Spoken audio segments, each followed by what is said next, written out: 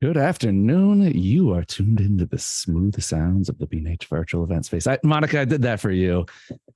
Monica's like, you have your radio voice on. So I had to throw the radio voice on. But yes, you are I here. like it. I like it. I like it. You love it. You love it. We're here talking storyboarding today. The wonderful Sony Artisan of Imagery, Monica Sigmon, joining us once again. And if you guys have not been watching this monthly series, you got to catch up. We'll see if we can get some links dropped in the comments section. But Monica, always good to have you on. What's going on?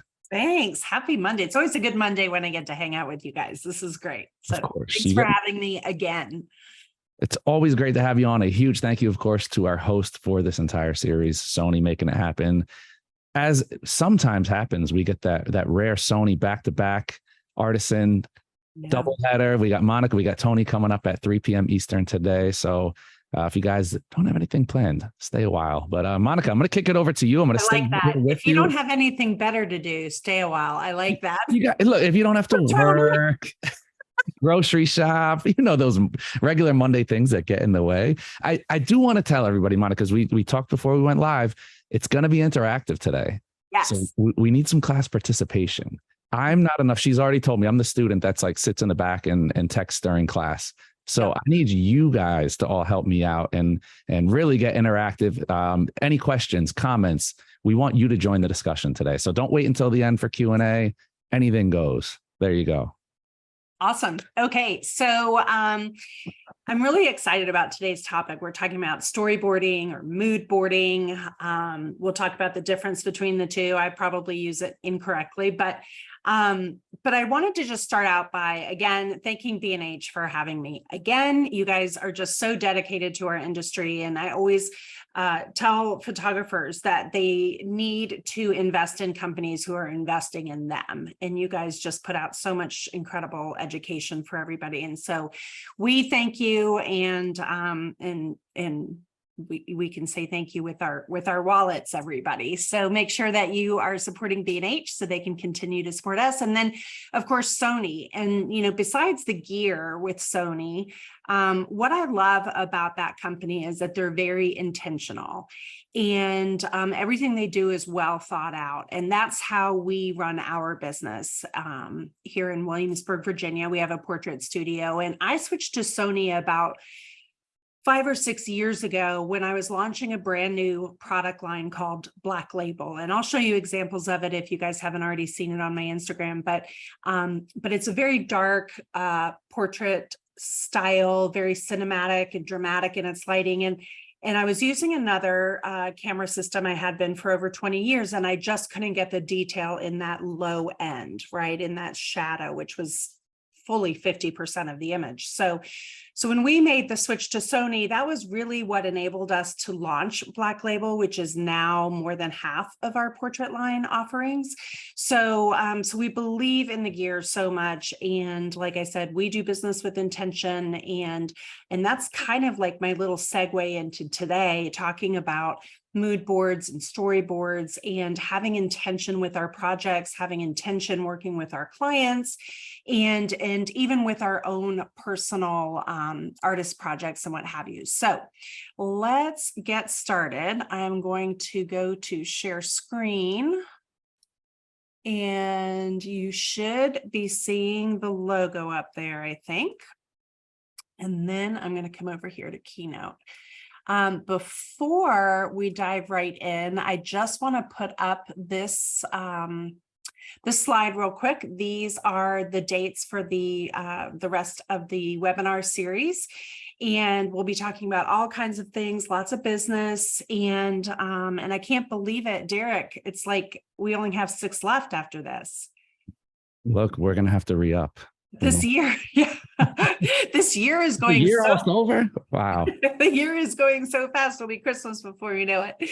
So today we're going to talk about mood boards or storyboards. And And before we jump right in, I want to make sure that if you guys don't already know who we are, this is my husband, Michael Taylor. He's the Taylor half of Sigmon Taylor, and this is how you can find us on socials. I don't bother putting Michael's information up there because he doesn't post, doesn't check, doesn't answer messages. So if you do have any questions, just reach out to me on Instagram and I'd be happy to help. But we are a photographer family. This is our studio. These are our dogs. We earn our income solely through the studio. So we're full time, and this is not a side hustle. So this studio turns 23. This last week it turned 23, I guess. And Michael had a studio in Pasadena for about 20 years before that. So just to kind of give you a little background of who we are and what we do. So mood boards. What is it? Why do we need one? Mood boards are a great way to visually communicate what it is you want to do in your project, whether that's communicating to a client or communicating just like your own thoughts, kind of organizing your own thoughts, communicating to other vendors if you're working on commercial shoots. It's just a really good, organized, clean, aesthetically pleasing way to communicate and get everybody on the same page. So mood boards is technically what we're working with. Storyboarding is more mapping out exactly what that sounds like, a sequence of events. So for film, a storyboard is probably more accurate because you're mapping out one sequence to the next, what's happening, kind of the arc of the plot. Whereas mood boards is really collecting a lot of inspiration. For a commercial session, you may be doing more storyboarding. And so I kind of use them interchangeably. I use storyboards more, but I think mood boards is more accurate. I think our clients like storyboards because it sounds more professional. And when we say mood boards, it's kind of like Pinterest or something, right? So I'm openly admitting that I use it probably incorrectly the majority of the time, but it is intentional why I do it. So I do it for a couple different things. So let's start with client work, and then we'll kind of go into some other uses of this. If you guys have watched any of the other programs that I've shown, I talk a little bit about my influences and how I collect them. This is a bird's eye view, what I call a bird's eye view. When you type into Google and you select the images tab for John Singer Sargent, these are the images that come up. And what I like about this is that it gives me kind of the overall feeling of his work. Of course, I study individual pieces, but sometimes I like to just see the overarching themes, composition, color. What is it that's attracting me to these artists? What is it that makes a Mark Seliger portrait something that I know he's shot every time I see one? Same with Annie Leibovitz. So that's one way to kind of look at inspiration, excuse me, from this global perspective, starting at the top down. We'll kind of work down. And then you can easily collect inspiration on things like Pinterest, right? We can make different boards for different themes. And they all obviously link back to original sources. And so that's a nice way to collect things too. But what I want to do is one step more with mood boards. So I like the collection here. I think that's a good way to use Pinterest, is to kind of collect things. But I'm trying to be much more intentional with what I'm saving and making them have specific purposes that I'll show you. Sorry, Derek. Coughing in everybody's ear. Okay, so mood boards allow us to manage expectations between us and the client. What is it that we need to say to them and that they need to understand for us to be on the same page? Kind of our rules of the road, rules of engagement. We want to itemize the deliverables. So for portrait clients like us, that can include a shot list. It can include final products that we're offering. For commercial photographers, it might be very specific imagery or licensing files, that kind of thing. The other thing that I think is really, really important with mood boards is that they provide us, when we started using them, with an instant legitimacy. When our clients would receive this plan, and I'm going to show you how we build it, but when our clients got this finished PDF in hand, they were so impressed, and they just felt like, wow, I have not had this experience before getting a family portrait done. These people know what they're doing. And there's specific things that I include in those storyboards that specifically have that impact. So we'll talk about that as well. They have practical applications for client work. I need to be able to communicate what the wardrobe needs to be, whether it's color, whether it's style. I need to be able to communicate things for different styles of portraits. Like, I don't want shorts, I want long pants, I don't want sleeveless, whatever. And we can communicate those things in an in-person meeting, which we do, but we all know it's a lot of information thrown at them. So to be able to hand them something afterwards, a final document that they can continue to reference, is really, really helpful to them and makes our process much easier for them. And then, like I mentioned, they're not getting this from other photographers. So this is another way that we can differentiate the Sigmon Taylor experience from other studios. We are a more expensive studio. We are high-end, we're boutique. And so, but there's also a million photographers in our area. And so especially after COVID, I think that where people are choosing to invest now is in experience, right? We're seeing them travel. It's like jailbreak. Everybody's going everywhere. The airline prices are going up because people are looking for experiences. And so rather than just thinking about that we're selling that final product, for us, that family portrait on the wall, what is it that's going into that process along the way that makes that enjoyable and makes it different than what they've done before? And then therefore for us justifies our pricing. So everybody's sick of seeing this, I'm sure, but Derek always gets a smile. So I will always put this up whenever I can weasel it in somehow. But this is our kind of workflow, our sequence of events with our clients. And I don't expect you to be able to read it. It's very small, but the point of it is, and I can't get my mouse over there, I don't think. Dang it, I don't know why my mouse isn't going over. But anyway, this starts with the kind of entering the world of Sigmon Taylor, that initial inquiry, and then all the way through the process to delivery and follow-up. But what I want to focus on for this is the third step, which is our in-person design consultation. So we do this for every session. It's non-negotiable. It's in person unless they live out of state. They will come to the studio, we'll sit down. It gives us the chance to really set the rules of the road. It gives us a chance to show our products, show off our studio, and kind of establish that luxury credibility, set the tone for this relationship that we're going to have over the next several weeks. And then do things like we'll use a software called ProSelect. That's kind of the industry standard for portrait photographers. And we'll get pictures of the walls in their home, and we'll incorporate that into our design plan. And so again, just kind of going back to intention, everything that we do has a purpose. You know, we have clients walk in the studio all the time and they look around and they see the work and they're like, oh my gosh, you only photograph perfect families. And I'm like, no, none of this happens by accident. This is all very intentional and by design, and we are going to help you every step of the way. So once we get get through that in-person design session, after we've collected information, we've decided what kind of session it's going to be. I've seen hopefully some images of their home, so I get a sense of how they want to decorate and what colors they use and the level of formality that appeals to them.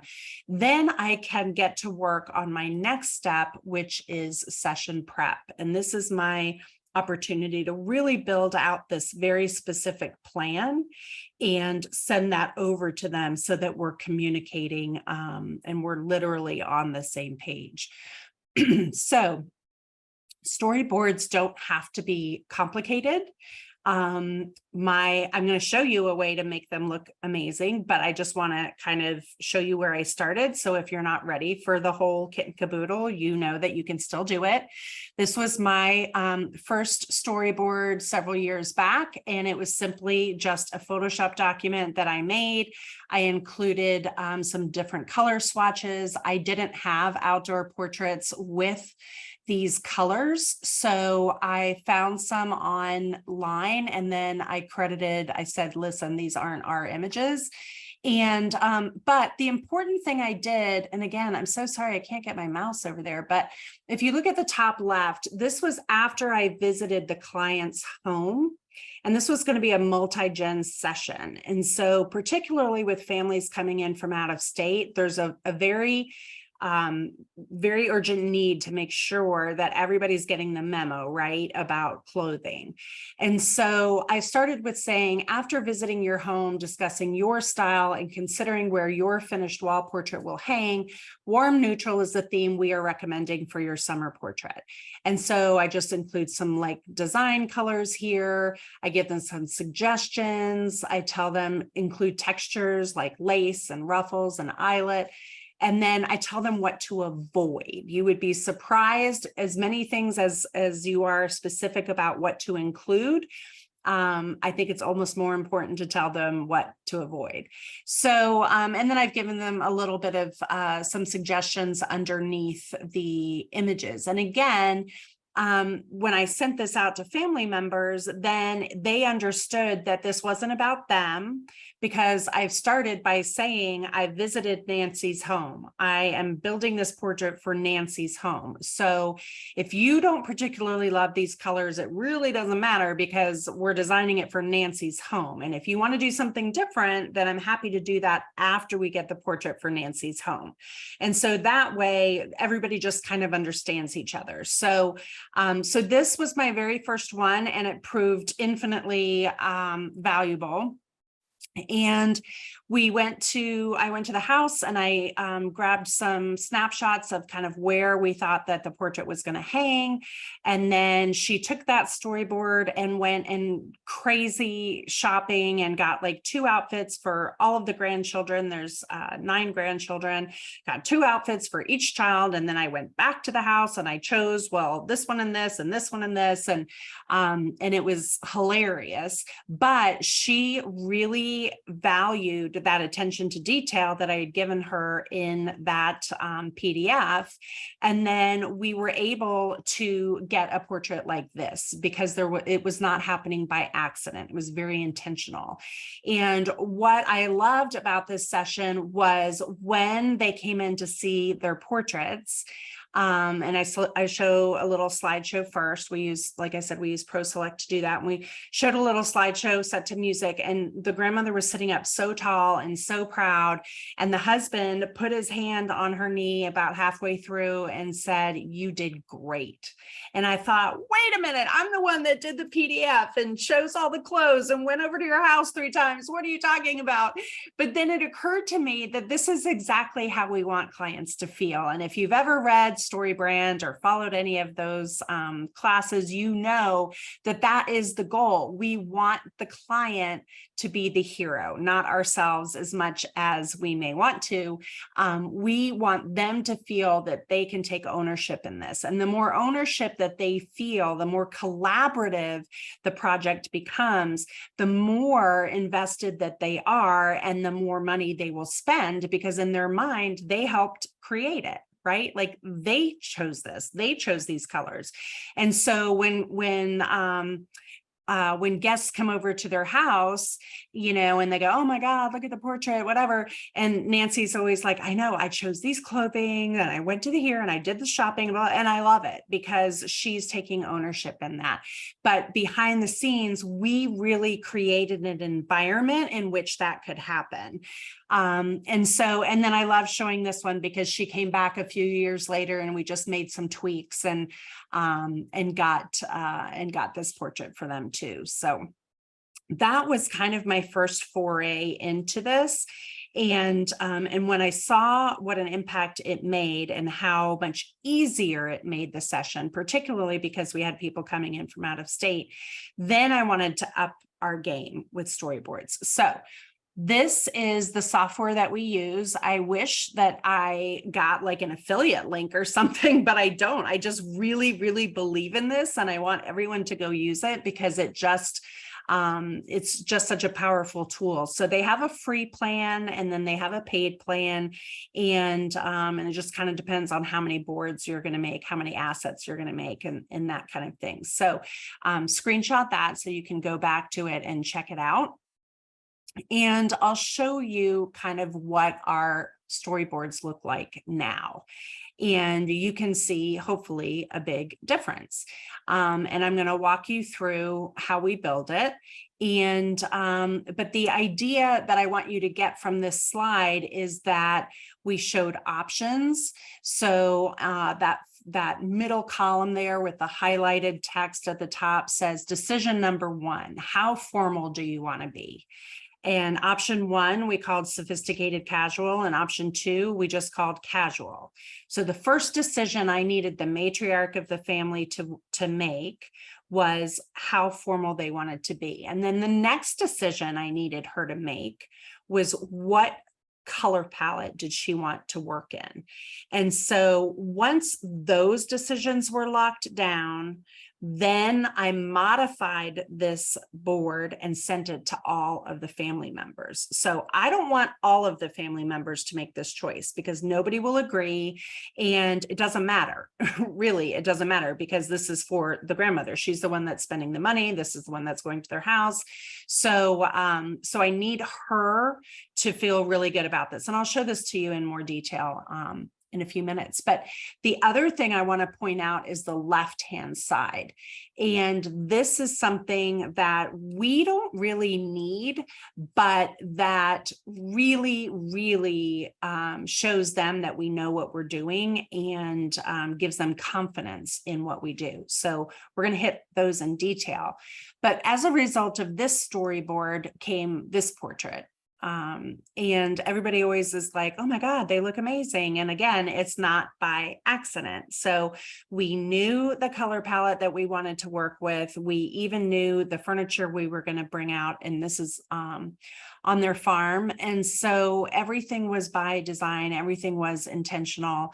And I love that this is kind of how, this is one of the uses after the wall portrait. This is the inside of their holiday card that year, and people just went crazy because it doesn't look, in my mind, it doesn't look so contrived. It's not like everybody is in jeans and a white shirt, right? It's not like everybody walked off of page 12 of the J. Crew catalog, but this is just a really nice integrated, compatible look, and everybody still felt like themselves. They were still able to wear something that was comfortable to them.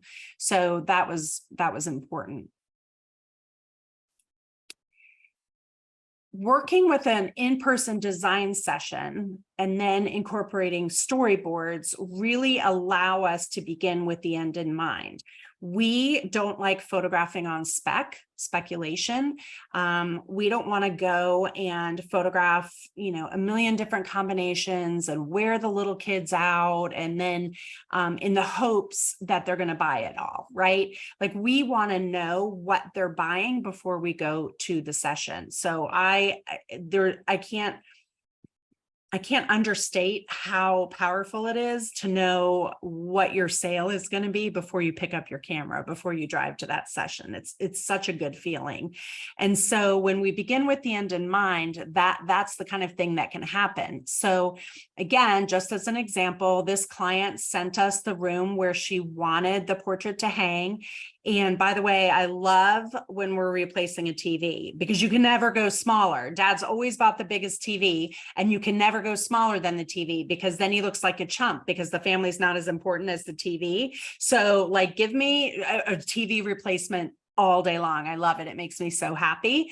So anyway, this is the wall that we were photographing for. We taped an 8.5 by 11 sheet of paper there, because when we use that ProSelect software, the software knows that that's 11 inches, and then we can scale and size that portrait appropriately. So we know exactly the size that needs to hang there. And so we knew we were shooting a little bit more than landscape and needed to be almost pano. And we knew that crop going into the session, and we had prepared them for that. And so everybody was on the same page. We were able to give them an estimate ahead of time of what that expense was going to be based on that location.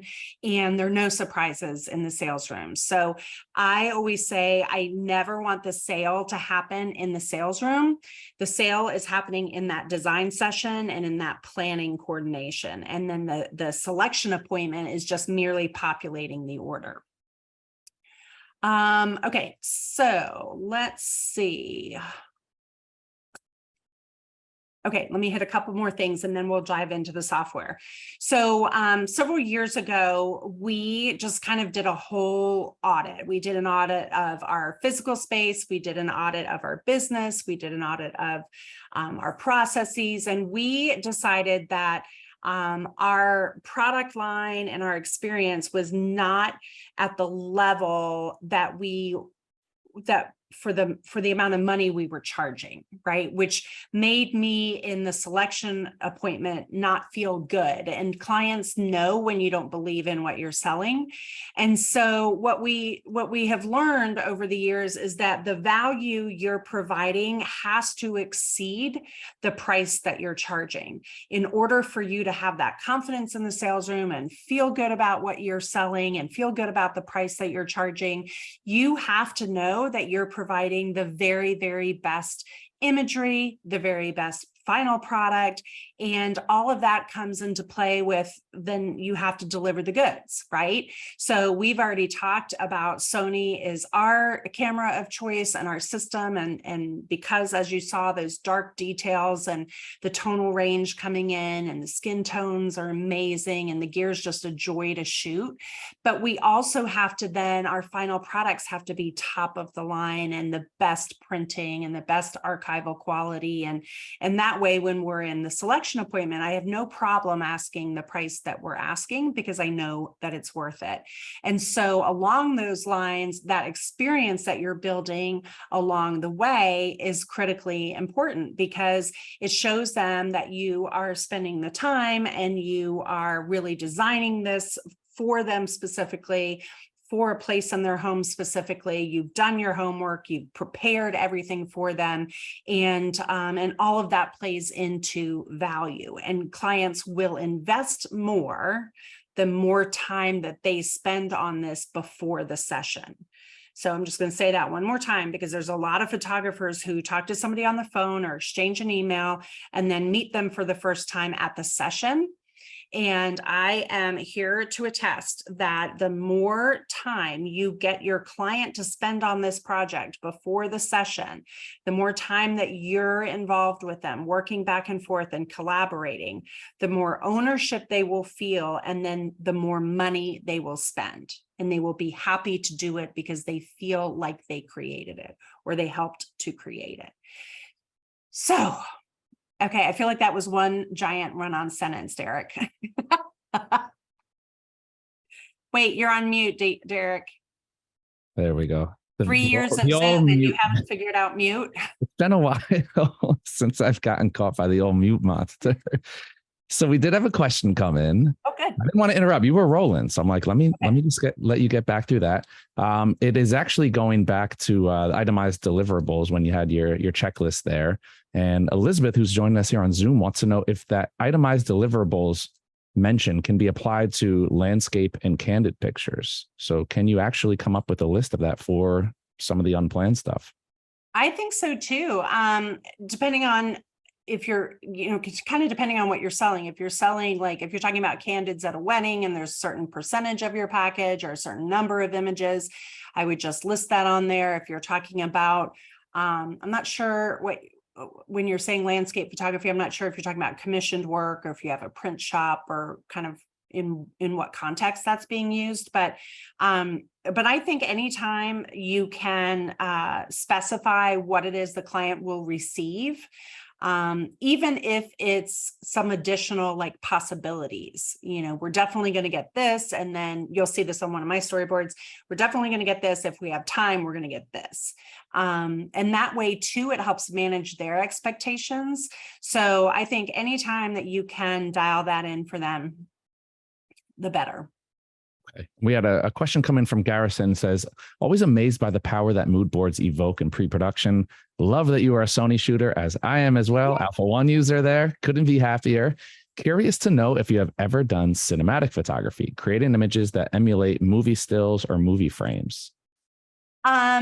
Interesting that you asked that, because a couple of years ago, the Vanity Fair Hollywood issue really kind of debuted that with that gorgeous scarlet coloring background. And it was kind of like you saw it online and they were kind of moving, but then they froze. And it was just, I loved everything about it. I haven't done it, but I love everything about it. So Black Label to me is kind of the beginning of that, more of a dramatic lighting and more contemporary kind of posing, but with a nod back to the classics. But I think there's huge opportunity, and anytime that we can do something that somebody else isn't doing or that people haven't seen before, I think it's really important. A dance project I did a couple years ago, I incorporated a lot of motion. I used the 85 millimeter GM lens, and what that allowed me to do is I just took it off my camera stand and I kind of like walked around the set a little bit more and deliberately dragged my shutter and kind of even moved my hand a little bit to get that kind of jarred motion, and shot it in black and white. And so that to me appeared very, motion-like and cinematic. And so I think there's some really cool stuff that you can do. And I would love to see what you're up to. Definitely. No, I mean, we talk about it all the time, how a lot of the great techniques in still photography come from cinema as far as lighting and working that incorporation of motion. So there's definitely a strong tie between the two. Absolutely. There's movies I think are always so great for lighting. And one of my sometimes you just burn these frames into your mind, right? They kind of make these templates. And that movie that came out a couple years ago, The Darkest Hour, about Winston Churchill, and it had oh my gosh, I'm going to forget the actor who he won the Academy Award. But there's a shot that he's talking with there's a scene where he's talking with somebody in the room, and the lighting that comes across his face is so beautiful. And it's just like, how do you make a still of that? Posing from The Crown. I love The Crown. And there's a shot where Charles is walking into the room, and the whole family has been there discussing kind of what's happening, and they're all standing just so, and you can just feel like that discomfort and all of it. I'm like, oh, that tension is so great. How do we communicate that? So yeah, I think absolutely they're intertwined for sure.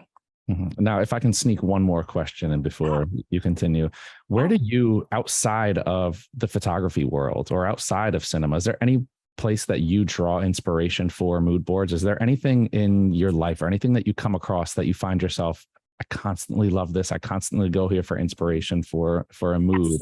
Yes, that's the perfect segue. We're going to go right into that. Oh, now. Wonderful. Whoever asked that, thank you. Okay, so let me think about the best way to do this because I have a million tabs open to show you guys, all prepped and ready. So I think I'll do this, and then I think I'll do share screen. Okay. All right, so you guys can see, right? Yep. Okay. Yep. All right, so I have to move my little Zoom panels around here. Okay. All right, so Milanote.com is the software that I was talking about. And they just have a lot of great resources even within their site. So I would recommend kind of going through here and seeing what all of the options are available to you. You can draw in here, you can record video and audio. It's really become quite a meaty little tool. So they have the web-based software, but then we also have the, oh, you know what? My screen share won't work like this because I'm just going to show you the desktop app. So hang on, let me stop share and I'll share again. Okay, so they have the web-based platform, but they also have the desk application that you can download, which is, I think, really nice to use. And this is a collection of boards that I've kind of organized. It didn't look like this before this morning's program. It was kind of a disaster, but it gives you an idea of kind of a couple of things that I want to walk through. So I can categorize here how I'm using them. So I've got my dance storyboards and I've got families, I've got templates, which we'll talk about in a minute, tear sheets that are a great option. So let's just kind of start back with this storyboard that I showed you guys a minute ago for that family on the sofa. And so this was the first one they got, right? This is the one that I needed them to make the choice of the level of formality they wanted and then which color palette they wanted. This is not something that went out to the whole family. This is something that went out just to the decision maker. And so, and then underneath, like I'll screen grab this stuff from everywhere. And I'll show you a couple of those sources in a minute. But once I compile these columns, then underneath, I just kind of added some information here. So let me zoom in on this. So for instance, under sophisticated casual, women can use blazers layered with blouses and sweaters. Women could do sweater dresses with tights and boots. Women make sure they're nice boots. Men, sweaters with collared shirt. You get the idea, right? So very specific. If they wanted to go this level of casual, men can wear the work boots as opposed to the nice boots over here, but they do have to be clean. They can wear a rugged Carhartt jacket if they want, and there's going to be more denim incorporated. And so then I can even give them some things to think about with the season. And so all of these things are, you don't have to reinvent the wheel every time. A lot of these you're going to reuse. Once you build them once, you'll tweak them to your particular jobs. But don't be afraid to ask for what you would really love to photograph. They can never do it if they don't know what your ideal portrait is. And so go ahead and ask for the wool blanket or the cashmere or, something that makes that session really unique and special. Go ahead and ask for it because they can't imagine it if you haven't suggested it. You might not get it, but imagine if you do, then you'll have great samples to work with in the future. And then over here are the color palettes that I was suggesting that they choose from. And I just indicated down here which palette would be best for which level of formality. So best for sophisticated, best for casual, best for casual. And you'll notice too that I've incorporated things besides just outfits. I've incorporated things like these color swatches here. I've incorporated some home design images here to just give them a feeling for the colors, the harmony, and even a little taste of, kind of that level of sophistication. So all of those things are really important. And then I incorporated things that they had sent to me over here. So They had sent me some location images of the farm, some videos of the farm that I had on my cell phone. So I can just incorporate all of those onto here. They were showing me their tractors. We live in the South, so we had those options. And then let me get back to this. Here we go. And then they sent me images of possible props. Again, we live in the South, hence the antlers and taxidermy, which we didn't use any of, but we did use the sofa. So I can incorporate things that they have talked to me about. But over here on the left is what I think is really impressive for them, because it just makes us look so polished and professional. So we've got our logo, our website. I have the studio contact, which is the same phone number and email, but it's the person that they would talk to specifically. We provided a hair and makeup artist for them, so I included that quote here. The location of the session, you can do an interactive Google map here, which is really cool if it's a place that you're meeting or if it's at the studio and they want directions. And then over here, the second column is shoot details. So it's the time, it's what time the hair and makeup artist is coming. This was weather dependent, so we also had a rain date, the address, my client contact, who I knew I needed to call, and then the shot list. So I marked all of these things that we had to have. And then down here, it says, if time allows. And I added these extra groups here. So I wanted to manage expectations because we had a million people. And so I just needed to say, listen, I'm definitely going to get these. This is what we agreed on. And I know that if we have time and everybody's still cooperating, we would also like these. And then I simply list for my reference. They don't need this. Obviously, they know who everybody is, but they like to see that I have prepared it and I'm paying attention.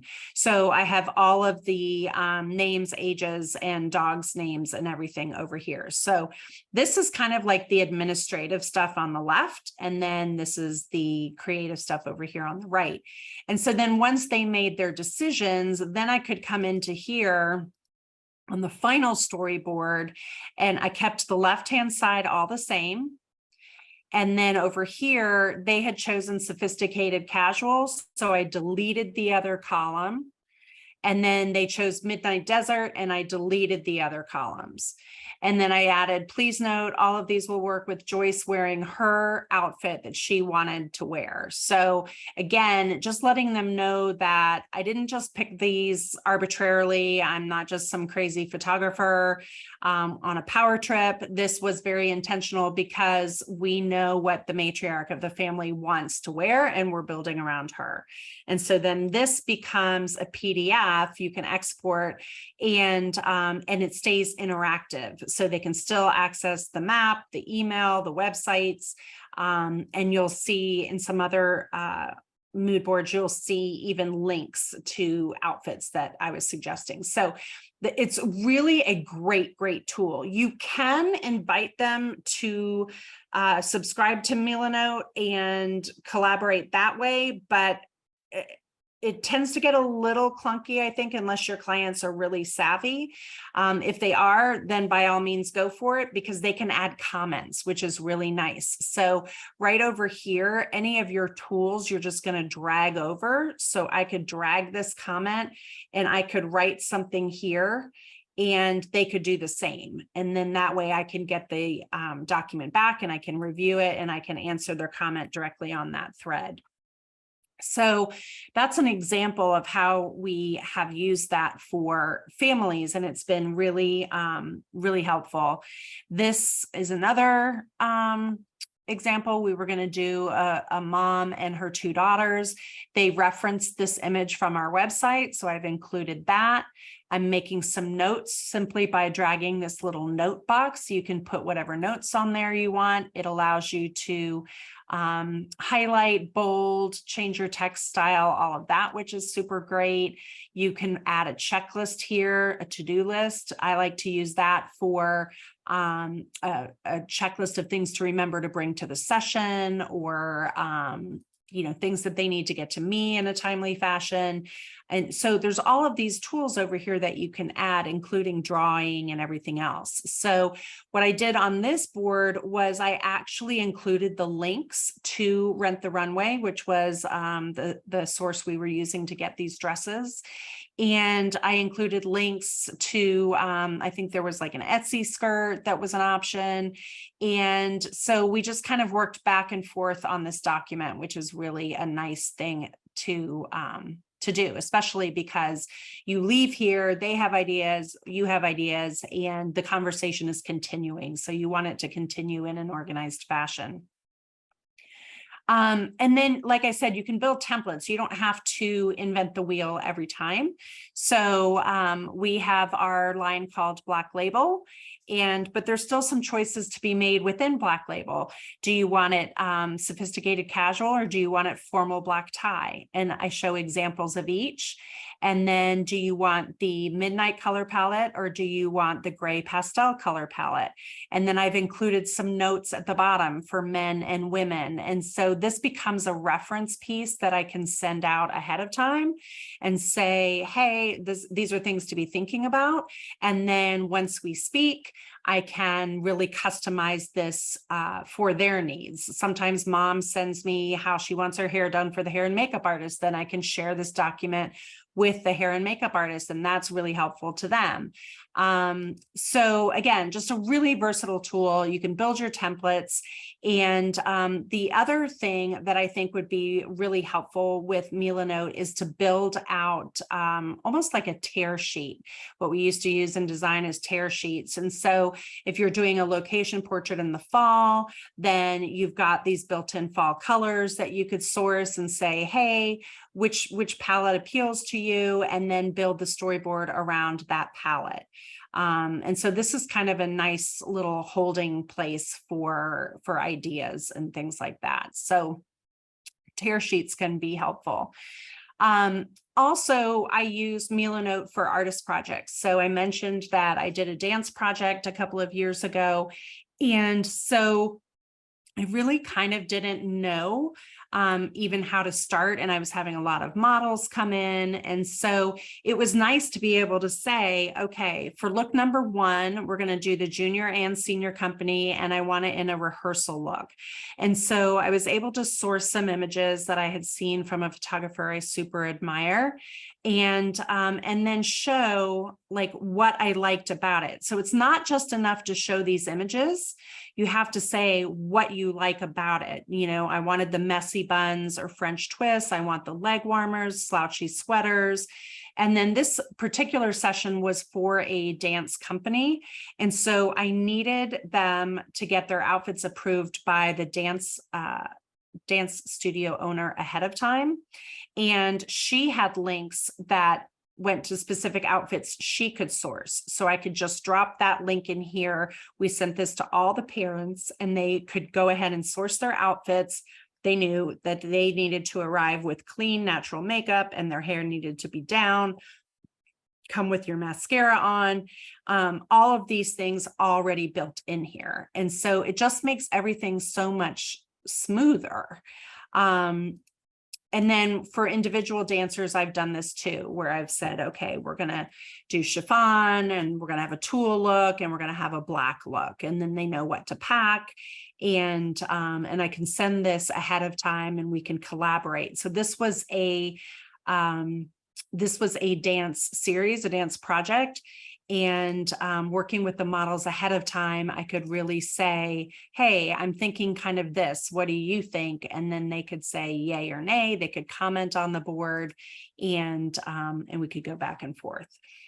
The other really powerful tool in here, before I kind of wrap up with some final tips and tricks, is that this is a mobile app too. And so it works a little differently on your app. You don't necessarily have access to all of these individual boards on your app, but you can screenshot and save them to your app. And then when you come in to your desktop or web application, you see this little cell phone here. It shows that I have 26 things that I have saved. They could be screenshots. And so all of these things are like kind of sitting over here in a repository waiting to be dropped on the appropriate boards. So for instance, these need to be added to my fall board. I saw this on Instagram. I'm like, oh my gosh, great colors, perfect. Here's another one, and I can drop that on my fall template board. I have this client who her daughter looks exactly like this style, like loves to dress like this. So I've sourced the hat. And again, I can drop all of these things in straight from my cell phone folder into whatever I'm working on. So I think that's a really nifty, helpful tool. And when you don't have something categorized yet, you can just drop it here. You can literally drag and drop an image from your desktop, just like that. That's going to come over here in a minute. It's thinking, and then probably because I'm on Zoom and in the web at the same time, but I just dragged an image from my desktop over. So if you've taken a screenshot or whatever, you want to include one of your previous portraits as reference, you can add an image over here. You can upload documents, comments, the whole 9 yards. I'm not going to wait for this to load, Derek, because I just think it's because have a million programs open at the same time. So, so that's kind of an overview of how you can use it. You can also use this for your own idea generation or project planning. You could map out different stages in a process. You could do it as idea mapping, as a timeline. I mean, it's just so versatile and so useful, and you can export it, email it, keep the links in, do whatever you want. Okay, gosh, this hour has gone really fast. So I'm going to just go to my second screen here, and we'll finish up with some tips and tricks for you guys. Okay, so when working with the client, my things that I think would be helpful for you are to start with a template. Milanote has a lot of templates built in that you can choose. But you'll probably end up customizing them. So I've got certain templates that I use for different styles of photography, and I can start with that template and then tweak it to each client without having to reinvent the wheel. I think it's really important to make it pretty. Oh, I forgot to show you guys those sources. Hang on just a second. Sorry about that. Let me come back over to share. And let me come back over to here. Okay, so here are some places that I think you can make use of. This, I haven't used this site, but it's called Fashmates, and you can actually put outfits together like you used to be able to do on Polyvore before Polyvore closed. And so if you want to really, really be specific and go down a rabbit hole, you can do that, and you can actually link to actual items that they can purchase, which I think is kind of cool. This website, icolorpalette.com, is really cool. And it actually gives you hex codes. So if you want to build your own color swatches specific to a project or to a client's home, you could certainly do that. There's all kind of apps on your phone too. If you go into a home and you take a picture of their furniture and their wall, you can drag your eyedropper. I think Sherwin-Williams does that, and you can get colors from there and then bring them into Milanote as a jumping off point. I think that's really cool and super customized. This is a website called Trending Color Palettes. It's colors.co, and you can see how it's spelled right there. Very unusual. And so they have palettes that you can start with and then modify. Like this is kind of a nice little palette. And again, it gives you the hex codes. But the other thing you can do is generate your own palettes based on a couple of hex codes that you like. So you can say, I know they want navy, and I know they want sky blue. What would go with that? And it will generate for you. And so that's kind of cool. I think the generator tool is, let me see here. Here we go. Start the generator. You can go random, or you can pick and say, I want to do it with this green, and it'll kind of jump off from there. So that's kind of cool. I also use Sherwin-Williams because they've got kind of the cool SherwinWilliams.com. They kind of have color swatches too that I think are neat. And again, whenever you can show a client that you've been doing some research and you see that colors go together and you can show examples of it, I think they're really impressed by your skill as an artist, and that you're paying attention aesthetically and that you're taking the time to prepare for them. And of course, type in color palettes into Pinterest and a million things come up, right? So this is how I kind of go down my rabbit hole, is I'll see something like, oh, color theory, that's kind of cool. And so maybe I'll incorporate that into something. Or let me go back here. I can say, oh, these colors are great for fall. And so this is a Sherwin-Williams palette. So they're also going to link to some of this furniture. And again, you can just go rabbit hole after rabbit hole after rabbit hole. And I found a ton of nice little design pieces that I've used on my storyboards here. These are really cool too, that show the palette, but then also an image that includes all of the colors, because sometimes colors by themselves look really exciting and then you put them together and they're not as exciting as you think they might be. So,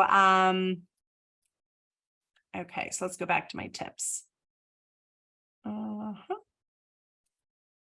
Okay, so make it pretty. They will be impressed. Invite collaboration. Again, you saw the decisions that I was allowing my clients to make. We can also have an interactive comment discussion. Help them shop.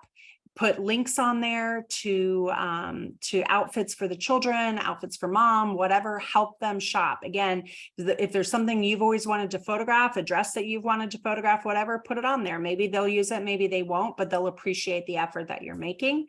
Plant seeds. If they have sent you pictures of their walls, or it's a commercial job and you know you're going to be creating art for a specific conference room or whatever, add those images in there. Add some extra rooms also to just have them think too that, oh yeah, maybe I'll do something in this room as well. Add on their checklist. People love checklists. So the 2 weeks before, the week before, 3 days before, the night before, have all your checklists built in there.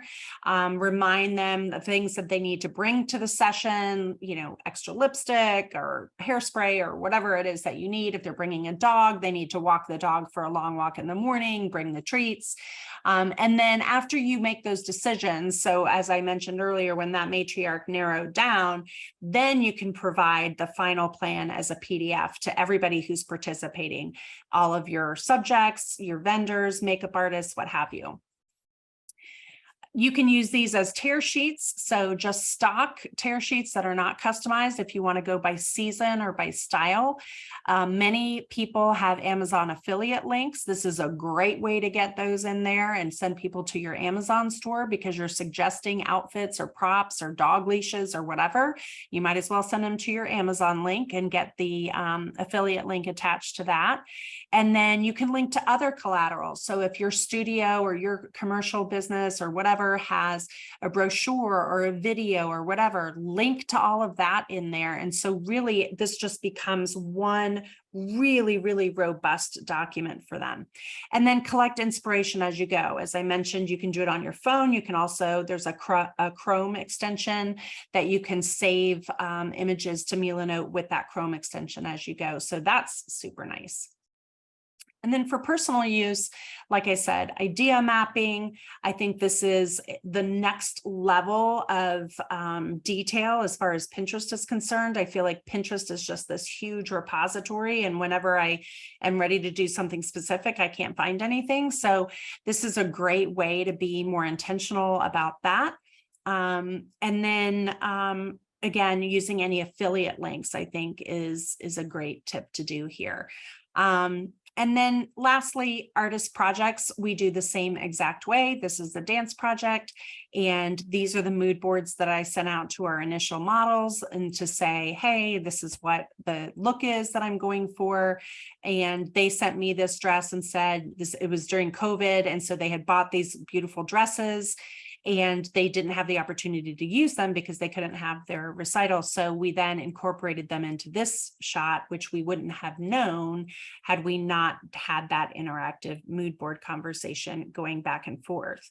I showed this mood board to another dance client, and her mom was a seamstress. And so because of these images I showed her, she was able to make these dresses for her daughter, and we were able to create images like this. So I feel out of breath. You need to take a moment, catch up, catch your breath, relax. Here, we're not going anywhere. That hour went so fast. It does, because you're out there disseminating so much information for the masses. And I see, if that's a lemonade, is that a lemonade that you're drinking? It's a it's not Diet Coke. Okay, all right. If it was a lemonade, I was about to be Diet Dr. Pepper. Okay. Oh, there you go. Even better. Even better. There was a lot of information, but it's great information. I mean, so basically what you're saying is you don't just stress from the moment you book something and then just show up and take pictures. That's not what a photographer does. All this planning. Yeah. Well, again, we are not a high volume studio. We're low volume, but high dollar. And it's interesting because that's kind of how all of the relationships in Michael's and my life are. They're fewer, but they're deeper, right? So we would rather have dinner with like another couple and just really get into some nice deep conversation than attend a big party. We can work a room, we can do that. We know how to do it. But I get much more out of those kind of one-on-one interactions. And I think we've designed our business that way also. And so for us, it's very, very normal, common to spend 15 to 18 hours on a client project. And again, some photographers will hear that and go, oh my God, you are crazy. That's not worth my time. And that's fine. Different styles for different people. For us, it works really well. It's very satisfying, and the results pay off, and we are building lifelong relationships with these people. They will come back. And so that's just kind of how we enjoy it. So this is part of the creative process. You can go down rabbit holes. So you do have to kind of be careful.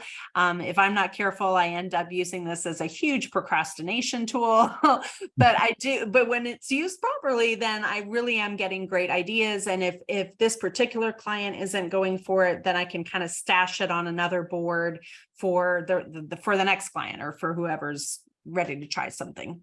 Mm-hmm. You slipped a sentence in there that I seized on because I think it's such a great description of what you guys have done. You've designed your business this way. Everything's intentional. There's no like, hey, we just show up and we take pictures. And I feel like so much of what we get is, I'm a brilliant creative mind. I'm a photographer. I just show up and take pictures. I'll go with whatever I'm given, which works in some genres. But for what you're doing, part of being able to charge more, part of being able to bring in the client that is willing to pay for more is they understand the value they're getting. They understand the work that goes in. They want to know that, hey, it's just not some person showing up on the day of and, okay, this looks good over here.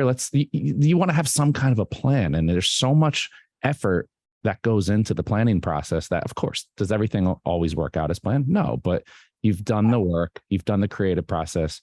We've already discussed at length in the past about how well-versed your clients are before you even get to the point of taking the pictures. Your clients are already well aware of the process. Everything's already kind of laid out. Yeah. And I think people who, no matter what price point or what level of clientele that you are working with, people who are going to spend a lot of money, whether it's a lot of money globally defined or a lot of money for them, right? People who are going to spend a lot of money typically don't do it on a whim. Mm-hmm. And so they expect for there to be some work involved. They expect that it's not going to be overnight, that there will be some planning. They expect to sit down and have conversations. If you think about any big ticket purchase, whether it's a vehicle or a car or interior design or you're building a home, you're sitting at a table making a plan and spending a lot of money, right? But it's not just like, nobody's just, walking in, throwing you a bunch of money and say, see you at the park at 3:00. Like, they want to know what they're getting for that money. People with more wealth, they're not so worried about what they're getting. They know at that price point they're going to get it, but what they want to know is that they're going to be taken care of, and that you see them and that you hear them. And I think everybody, no matter what price point they're at, appreciates you being a good steward of their investment. And that's how I always look at this. And I will say that to a client. I'll say, listen, no matter what you're investing with us, we need to be a good steward of your investment. And that's why we do so much planning. That's why we want to see your walls in advance. Because if you come to me and say it has to go over the fireplace, I kind of know what size that needs to be. But if you say your budget's this, I don't want you to put a portrait that's too small over your fireplace. I'd rather us find a different wall so that that portrait can shine no matter what size it is. So we are charged with being good stewards of their investment. And that goes far beyond just giving them quality portraiture, beautiful imagery. It goes much deeper than that. And I love how forward you are with that conversation, because I feel like a lot of people aren't forward with that conversation. It's almost like this, they're afraid to ask for money. They're afraid to talk about money. And when they know they're asking for a little bit more money, they're afraid to mention it. I think having that open conversation, like, look, I know you're investing in this, and I want you to know that we are, like you said, being a good steward of your investment. And I think it's more comfortable when everything is out in the open. And 100%. It's like, oh my God, I hope I hope everything goes well. I hope I'm charging them a lot of money for this. Why are we ashamed of it? And that's that goes back to that idea, that notion of giving value that exceeds the price that you're charging. When we weren't doing that, when we were kind of like, we were doing 70% of what we should be, right? Like, we weren't offering the most expensive album, but the album was good enough, but we were charging up here. But I always felt kind of sheepish when I was selling it, and people can feel that, right? And so when you're shortchanging things like product or your technology, your gear, right? Like, I know it's not possible for me to have a better file than I can get on the Alpha cameras. I know that's not possible. So that makes me feel really good. And then I know I can't get it printed better than where I get my work printed. So that makes me feel really good. And so then I come into that appointment with a much different confidence, because I know we're expensive, but I also know you can't get this anyplace else, and that we're worth every penny. And beyond that, we'll make the whole experience worthwhile. So we are not going to let anything happen by accident. That final portrait is by design. That final order, it has been customized. And so, and that gives you a level of confidence. And I think it's our October webinar that we talk about a lot of this. And it's like, that gives you the level of confidence to ask for the dollars that you're worth, and to not feel badly about it, because what we do is so important. It's for family photographers. We know that children who see the portraits of their family on the wall feel safer. They feel more secure. They see portraits of themselves on the wall. They know their family's proud of them. They know they're valuable. Like, these things can't be quantified. And it's too easy in this day and age for photographers to just think, oh, no big deal, I'll meet you in the park, here's a USB, whatever. Like, that's not what we're here to do, right? That's not preserving your family's legacy for generations to come. A USB will not be readable in 5 years, 10 years? Like, we all thought DVDs were the way to archive our work. And, now none of us can open our DVDs. So I think it's really important. And when you feel convicted in that cause, then it's much easier to set the rules of the road, manage the expectations, take control, and do that design, because you know that what will happen when you do, and you know what will happen when you don't. And people show up with stripes and shorts and tank tops, and it's like a disaster, and plaid. And you're just like, yeah. And you're like, I wonder why they're not buying a wall portrait. Well, because it looks terrible. That's why. No, I mean, look, that it all makes sense. And we need to have these conversations because if people are going to get better, you have to do the work. We talk about all the time. People always want to get better. Instantly. Do you want to do the work? Yeah. They want to snap their Overnight. fingers. They want to be there. Yeah. And it's all this stuff. Even just, I'm going to say, I have to say it every time you show it, the rubric, even just to put that rubric together. I have to put it just to show you every time. My face lights up every time I see it on screen. Just putting that together, even if you have all the information that's on it, it takes work. It takes time. And these are the conversations that, as I said, need to be had so that people really get the point driven home that nobody is out here becoming successful by accident. It's overnight. Or overnight. It takes years. Yeah. Decades in some cases where you're out there grinding for decades and you wake up one day and you're like, oh my God, it happened. Well, it wasn't overnight. No. It's just kind of when the scales tipped, but we're like a 20-year overnight success. Yeah. Exactly. We're like a 20-year-old overnight success. And, but that's okay. And I think, so we teach differently in that I'm always talking about the long game. I'm always talking about, build that brand and don't compromise that brand. Even when you're short on cash and you want to start doing like mini sessions or this or that or the other, like you have to protect that brand because whatever cash you get in now in the short term, you will spend years having to recover that reputation and build the brand back. So it's not worth it. It's truly not worth it. So we always talk about the long game and we get some flack from that because people they want the business right now. They want it, like you said, they want it overnight, but it takes time. It takes time to build. It takes time to get credibility.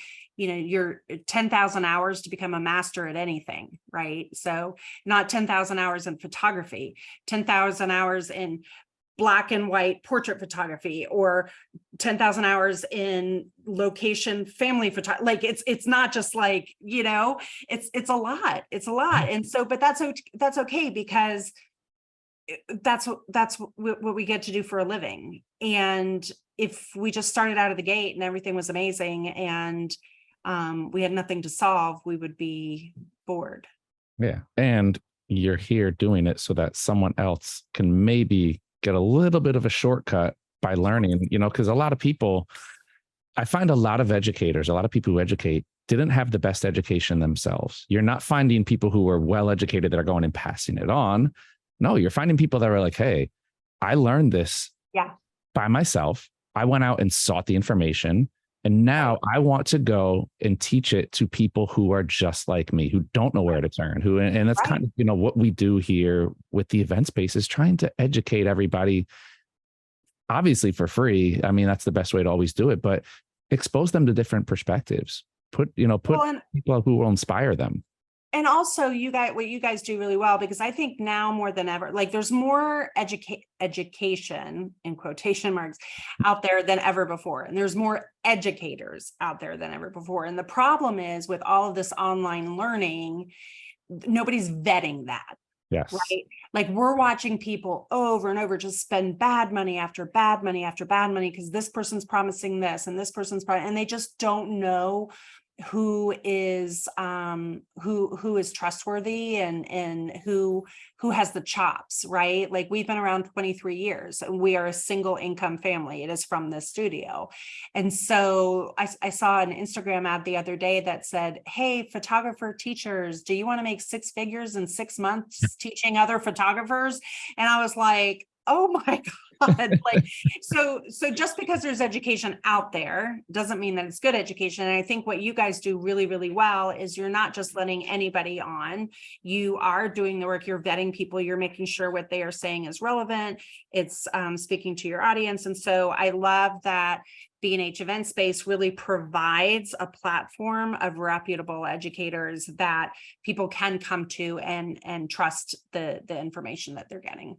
Definitely. So thank you for that. Well, you're welcome. And thank you for being part of our trusted list of experts that are out there doing it. And as you will see, as you look up anybody who jumps up on the virtual stage here, they've built themselves. They've had a career. Yes. Do we like getting people on? We love having new faces. There's nothing more I love seeing than a success story or someone who's still on their way up. And it's great. It's inspiring. But at the end of the day, you want to have people who have said, look, I'm not just telling you what to do and it's not working for me. I've done it. It's tried and true. It's working. Boom. Simple as that. So Monica, it's always great having you on. It's always inspiring. I feel like I want to start a photography studio after you talk. You make it sound so easy. And I'm like, I know I'd be over here beating my head against the wall, but that's right. And then you'll call me next week and be like, Monica, I'm not making any money yet. Can you send me the link for that 6 months, 6 figures? Well, Monica, I have my money back. Yeah, seriously. Where's the money back guarantee? Exactly. I'm not rich yet. Well, look, this is great information. As Elizabeth said, this was full of wonderful information. Thank you so much. And we'll end it here with a wonderful compliment from Garrison joining us here on Zoom. A lot of your in-studio portraits and how you capture intimates of your subjects reminds me of the imagery in Beryl, episode 4 from season 2 of The Crown, where Tony photographs Princess Margaret. Beautiful work, Monica. So I think very kind. Thank you. That's the perfect place to leave it, is with a nice compliment. Look, we all love to know that our work is out there hitting the mark and that what we are teaching is inspiring people, which it definitely is. So for those of you who have just gotten to know Monica today, we hope you check out more of her work. Check her out on Instagram. We dropped parts 1 through 3 there. I'm a little tongue tied. She will be back next month and the month after that and the month after that. That's right. And so on. So Monica, always great having you on. A huge thank you, of course, to Sony for hosting and for all of our viewers out there for watching. Of course, we do this for you all out there to become your own brands. So Monica, it's good to see you as always. I'll leave it here for now. Another rendition of the B&H virtual event space in the books. We'll catch y'all next time.